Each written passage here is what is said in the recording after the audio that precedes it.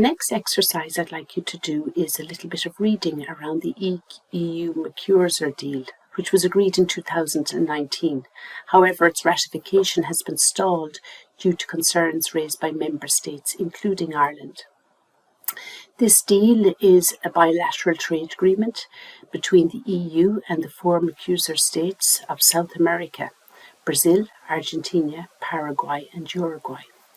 The agreement promotes free trade and commerce between the EU and the 260 million consumer region of the Mercosur, which is the fifth largest market outside of the EU.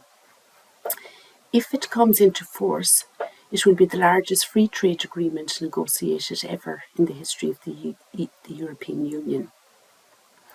The European Commission website has called this deal a win-win for both the EU and the Mercosur region, creating opportunities for growth, jobs and sustainable development on both sides. And this agreement came after years of negotiations. Talks originally began back in 1999 but stalled for years before regaining momentum in 2016. And it is believed they're close to an agreement, but that is yet to be ratified. The other side, campaigners have long held the position that this agreement fails to protect human rights, critical ecosystems and the climate.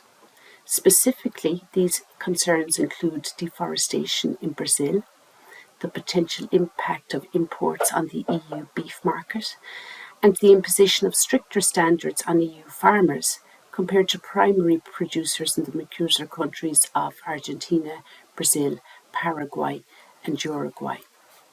So bearing this in mind, I'd ask you to read a little bit about the trade agreement itself. And secondly, I'd like you to read a critical analysis and alternative proffered by Greenpeace, an article published in 2022.